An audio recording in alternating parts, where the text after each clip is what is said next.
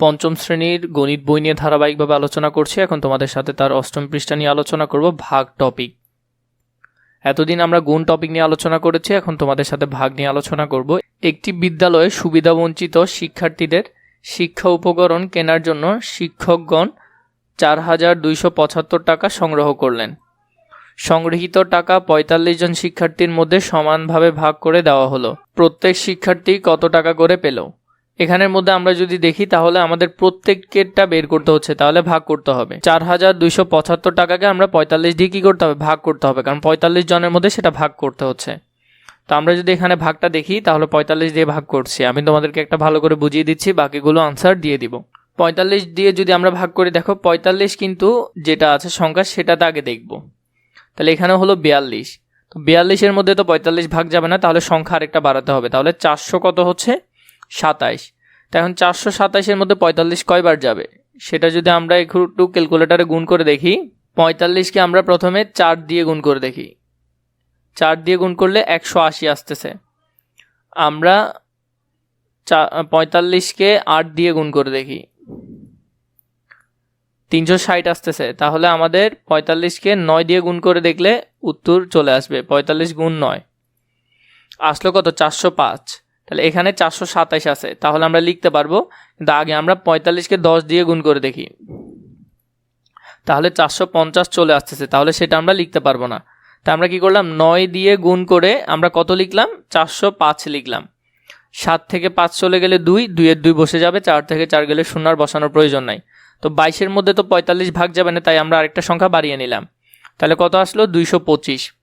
225-এর মধ্যে 45 কয়বার যাচ্ছে? 225-এর মধ্যে 45 যাচ্ছে। 225-এর মধ্যে 45কে আমরা যদি 5 দিয়ে গুণ করি 5, তাহলে বরাবর কত হচ্ছে? 225। তাহলে আমরা বরাবর 225 লিখতে পারবো। নিচে কত থাকবে? 0। তাহলে ভাগফল হবে 95, অর্থাৎ প্রত্যেক শিক্ষার্থী 95 টাকা করে আর্থিক সহায়তা পাবে। তো এখানের মধ্যে তার বিস্তারিতগুলো লেখা আছে, এগুলো তোমরা এখান থেকে দেখে নিতে পারবে। আমি তোমাদেরকে এটা একটু ভালো করে করিয়ে দিই। একটা করিয়ে দিলে হবে, বাকিগুলো তোমরা নিজেরা করতে পারবে। প্রথমটা আছে 3,822 ভাগ 42। আমরা যদি এটা একটু এখানে দেখি, দেখো এখানে কিন্তু উত্তরটা দেওয়া আছে, অঙ্কটা করা নাই। আমরা যদি অঙ্কটা একটু দেখি, প্রথম হলো 42 দিয়ে আমরা ভাগ করব।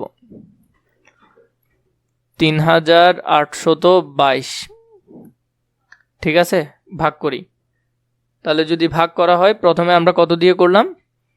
প্রথমে আমরা 9 দিয়ে, প্রথমে দেখো 38-এর মধ্যে 42 যাবে না, তাই 3টা সংখ্যা নিতে হবে। 382। 382-র মধ্যে কয়বার যায় সেটা যদি আমরা দেখি, আমরা 382-র মধ্যে কয়বার যাবে? 42। 42কে আমরা 9 দিয়ে গুণ করে দেখি, 42 গুণ 9, তাহলে এখানে হলো যে 300 কত?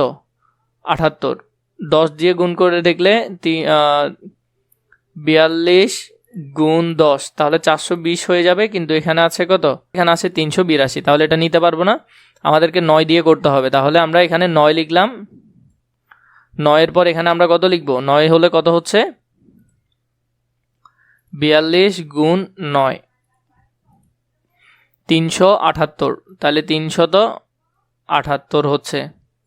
এখন যদি বিয়োগ করি, তাহলে বিয়োগ করলে কত হবে? 2 থেকে 8 যাবে না, এক ধার নিয়ে কত হবে? 12 করতে হবে। 12 থেকে 8 গেলে 4।